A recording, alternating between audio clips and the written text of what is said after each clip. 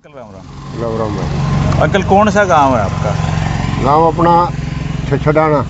छिछड़ाना सोनीपत में। हाँ सोनीपत में। तो आप डीटीसी में कब नौकरी लगी? 79 में नौकरी लग गया वो भाई। 79। हाँ तो कितनी तनख्वाह आपकी उसमें थी? उस टाइम पे 10.25 रुपये डेली रेटेड में थे, 250 रुपये महीना तनख्वाह। 250 रुपये महीना। अच्छा, तो उस समय कौन सी डीटीसी में कौन सी बस चला कर दी? उस टाइम डीटीसी में लेलैंड गाड़ी होती थी तकरीबन, लेलैंड भी कुछ मर्सरी भी थी। सरी, और उससे पहले ही ना? उससे पहले हिना गाड़ी थी। अच्छा हाँ तो लंबी बसें थी वो? लंबी। अच्छा, उस टाइम टिकट कितने रुपए की आप? टिकट 5, 10, 15, 20, 30, 40 पैसे तक का टिकट। पैसे? हाँ जी पैसे। अच्छा, तो आपके उसमें जो बैग था, हाँ उसमें पंजी दस्सी ये हाँ पूरा कर दिए हैं? यही होते थे भाई। तो पूरे दिन की कितने रुपए कलेक्शन हो जाएगा? पूरे दिन की मुश्किल से 150-200 रुपये की कलेक्शन होती थी। अच्छा, हाँ हिसाब किस तरह रखा है पंजी दस्सी का? पंजी दूसरी का वो जो टिकटा का वो देते हैं ना, रोस्टर सा वो रोस्टर चार्ट। होता है 100 का होता है वो। हाँ। उसका हिसाब से डिपू से ले आते हैं बक्सा, और उसी का हिसाब से फिर बाद में जमा करा देते हैं। डेली का रोटेशन था। मतलब झोला खण खण खण खण करता हाँ चलता बस होगा। बस थैली होती थी छोटी ही बस। अच्छा थैली। अच्छा, जैसे दिल्ली बनू जेब कतरे अपने बहुत फेमस थे हाँ भाई। दिल्ली में ऑर्डर हरियाणा वाला लगा था, दिल्ली जाओ जेब कट जाओगी। हाँ हाँ। तो आपके टाइम में जेब कतरे हुआ हाँ करते? जेब कतरे थे अपने टाइम में भी। अच्छा। अपने टाइम में भी थे, लेकिन जो कंडक्टर थोड़ा अलर्ट रहता ना, हाँ हाँ।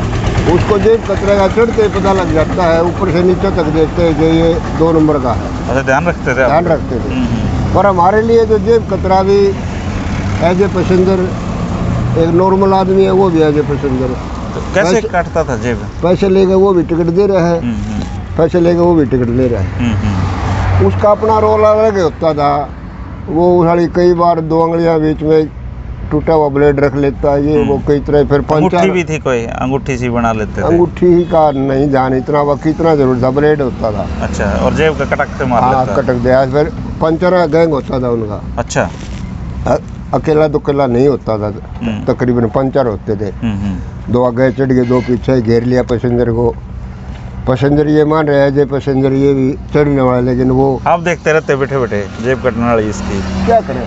अच्छा। हमारा काम तो टिकट ही बांटने का है। अच्छा।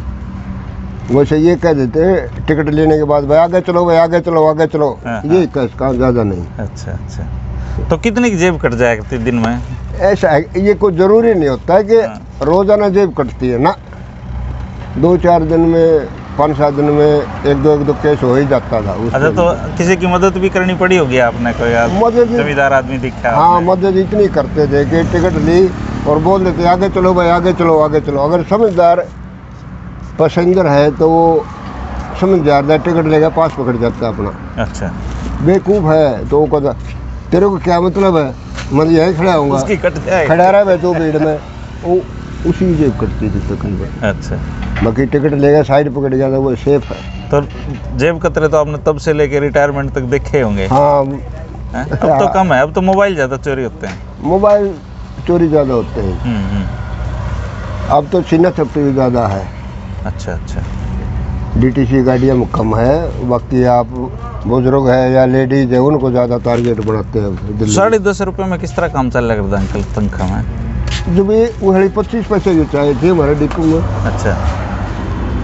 25 पैसे की चाय थी, 1 रुपये की बार थी। अच्छा, डिपो में 25? डिपो में 25 पैसे की। ड्यूटी नहीं मिलती, DNR बोलते थे, उसका 1 रुपया मिलता था हमें। अच्छा। ड्यूटी नहीं मिली तो 1 रुपया था होगा।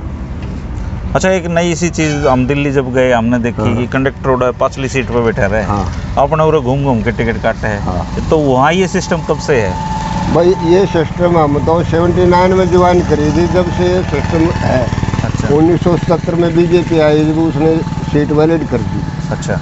उससे पहले अप्रेंटिस भर्ती होती थी ड्राइवर कंडक्टरों में। अच्छा, ऐसे तब से ये बैठ के जगह हाँ। एक जगह। उसमें सीट बना दी कि आप जहाँ से गाड़ी चलाएगी वहीं से गाड़ी को पूरी को कवर कर कर पीछे सीट पाने के बैठ जाओ। अच्छा। बाकी बीच में जो पैसेंजर उतरेंगे चढ़ेंगे, उतरने वाला अगला गेट से उतरेंगे, चढ़ने वाले पीछे गेट से उतरे, चढ़ के और फिर टिकट लेके फिर आगे चले जाएंगे। बराबर चले। उसमें पैसेंजर को भी आराम है और कंडक्टर को भी आराम है।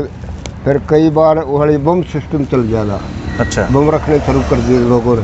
बम वो जो 85 में उससे पहले भी होता बसा था। में लिखा होता है हाँ। टिफिन कोई लावारिस हाँ वस्तु, ये ना रखो। ये कब शुरू हुए ये तो उस वाली पक्का तो जान नहीं, बाकी ये शुरू हो गए थे कि भाई उन आतंकवादी आ रहे या और आ रहे हैं 2 नंबर के, वो बोला बम रखते हैं, ये है वो है। तो आपकी किसी बस में भी ऐसा कोई वाकया हुआ नहीं, कभी? हमारे बस में इस तरह का कोई वाक़या नहीं होया। देखा आपने किसी में कहीं भी? नहीं, देखा भी नहीं। बाकी अगला गेट से ड्राइवर नहीं चढ़ने देता सवारी को।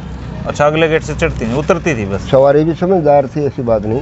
नहीं भाई, पिछले गेट से। अच्छा भाई, पिछले गेट से चढ़ेगा तो कंडक्टर का थोड़ा ध्यान भी रहेगा कि ये क्या ले रहा है क्या नहीं, थोड़ा अलर्ट रहता है कंडक्टर, पता लग जाता है। तो अंकल आपने कभी फ़ोन भी कराया पुलिस को कि कोई लावारिस वस्तु दिखी आपको? नहीं, हमारे इतना कोई टाइम ही नहीं मिला हमारे को कि मतलब इस तरह का फ़ोन करने का कि वह लावारिस चीज़ है, ये है, कोई मतलब इस तरह कोई हादसा नहीं हुआ अपने पास। अच्छा, डीटीसी जो बसें हैं, फिर एक ब्लू लाइन भी आ गई थी जो बहुत एक्सीडेंट कराया करती। हाँ, ब्लू उनकी लाइन। वो क्या कारण था कि उनके एक्सीडेंट ज़्यादा हुआ करते? उनके एक्सीडेंट नहीं हुआ, ज़्यादा नहीं हुआ यार। देख के वो लोग किलोमीटर पूरे करने ही सोचा यार दे। अच्छा अंडर डीटीसी थे, हाँ। कंडक्टर डीटीसी का जाता था, बाकी सब मालिक का होता था। अच्छा, प्राइवेट ये जो हरियाणा में जो सिस्टम चल रहा है अभी बसा का, वही है। सेम कंडक्टर, कंडक्टर रोडवेज का देते हैं, हाँ, और बाकी ड्राइवर और बस उसकी सब डीजल टूट फूट मेंटेनेंस जो भी है वो मालिक सब का। मालिक का होता है। अच्छा। तो वो कोशिश करते हैं कि किलोमीटर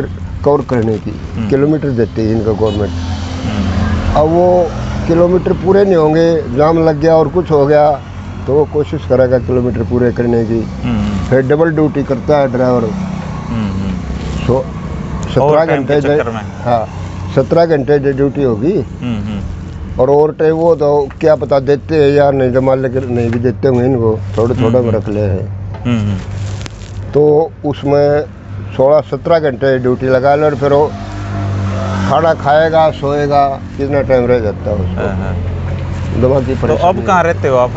अब मैं राम गोपाल कॉलोनी रहता हूँ, ये तो राम गोपाल कॉलोनी तो बड़ी महंगी है कॉलोनी है, तो हाँ अब तो हो रही है, लेकिन उस टाइम तो 20-25 हज़ार रुपये गज तो होंगे, 40 हज़ार रुपये गज हैं। हाँ, अब वहाँ 30-35 हज़ार रुपये गज है। और आपने क्या भाव प्लाट लिया था? हाँ, मैंने तो 85 में लिया था, 80 रुपये गज। 85 में? हाँ 1985 में रोहतक की राम गोपाल कॉलोनी में 80 रुपये गज प्लाट होया करते भाई। बिल्कुल, बड़ी बात। तो ये कौन से सेक्टर बस रहे थे उस समय रोहतक में 85 में आपने लिया था? उस टाइम तो सेक्टर तो शायद ही कोई होगा, एक तो होगा उस टाइम, वो भी ध्यान नहीं अपने को। ये जो जाट भवन वाला इलाका पूरा खाली होया करता? हाँ, खाली होता था, जंगल पड़े थे? खाली होता था पहले।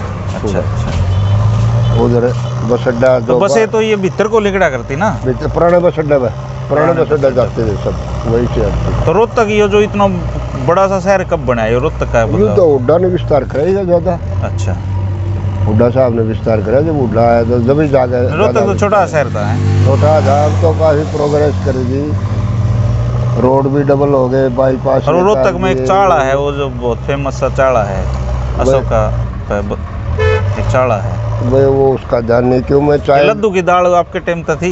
हाँ उस टाइम भी थी, वो काफ़ी वो थी, उसकी फेमस रही है वो, फेमस रही है। बाकी चाय वाय में पीता नहीं, मेरे को ध्यान ही नहीं कि कौन सी फेमस थी कौन सी अच्छा, नहीं चाय थी। वाय नहीं ना पीते? ना, नहीं पीते। आज तक नहीं पी? नहीं, जन्म से लेके चाय नहीं पी आपने? अपने फादर ने सिखाया नहीं मेरे को चाय पीना, दूध पी भाई। अच्छा, बस तभी लाल पड़े हो अंकल आप। ऐसे ही है, वो कुछ हारी बीमारी से बच रहे हैं, कुछ नहीं है, थोड़ा अपना रोटेशन बनाना पड़ता है, सुबह शाम घूमने फिरने का, फिर डाइट का भी ध्यान रखना पड़ा है, जंक फूड वगैरह ये वो। तो कौन से साल में डीटीसी से रिटायर हुए आप?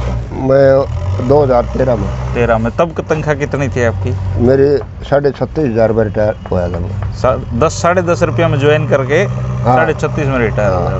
10.25। पहले वाला टाइम ठीक था कि ये वाला ठीक है? पहले वाला भी ठीक था, अब वाला भी ठीक है।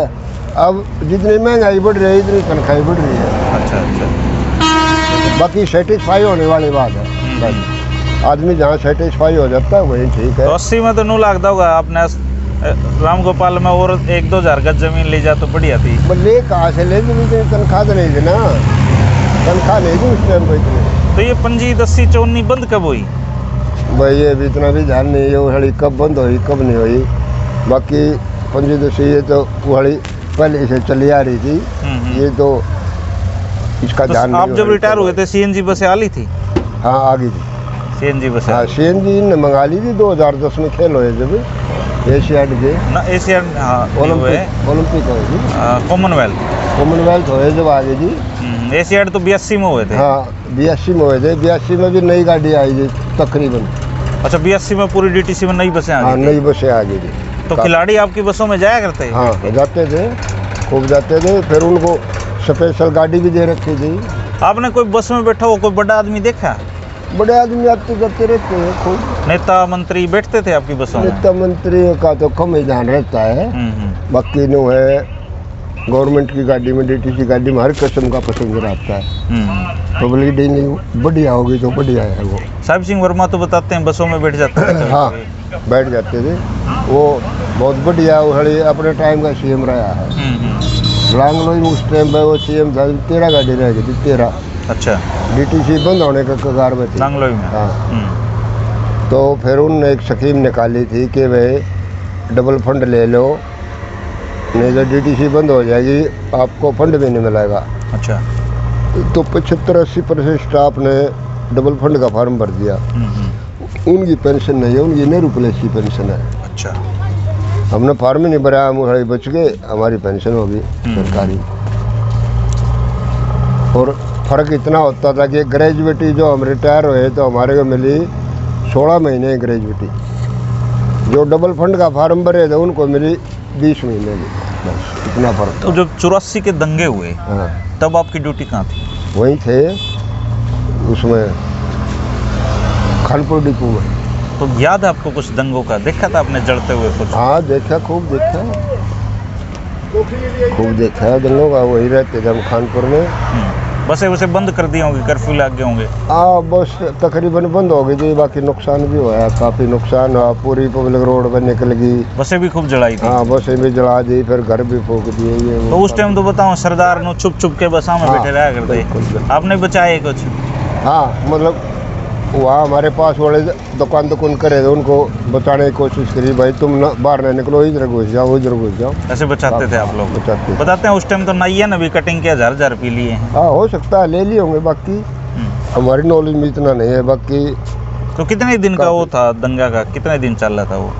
भाई वो तो 10-12 दिन तो हाँ चला होगा। इतना तो ध्यान नहीं, बाकी 10-12 दिन तो चल गया होगा वो, बिल्कुल। तो उस टाइम सरदार देखते ही बस नो हो जाया करता भाई वो? हाँ डरे हुए सरदार थे सर? डरे हुए थे, काफ़ी डरे हुए, सहमे हुए हैं लगे थे कि भी पता नहीं आज तो जान बच गई, कल बचेगी या नहीं बचेगी, इस तरह का। जब रोहतक में दंगे हुए तो क्या दिल्ली के जंगों जैसा ही माहौल था? नहीं रोहतक के दंगे आने पता, हम तो वहीं थे, अच्छा दिल्ली में ही थे हम तो। यहाँ के दंगे बारे में नहीं, ये तो फरवरी में ही हुए थे अपने 16 में ही। ये इसमें ये तो जाट आरक्षण था। हाँ, हाँ। वहाँ तो हाँ यहाँ भी कुछ वाली शरारती तत्व थे, लेकिन जाट्रा का आगे टारगेट बना दिया उनको। बाकी शरारती तत्व वो साड़ी काफ़ी थे। दंगों का तो कोई चेहरा नहीं होता? नहीं कोई चेहरा नहीं होता, अदर कास्ट भी होते हैं ये, लेकिन मोरा जाट को बना दिया उसने। और भी काफ़ी थे भाई।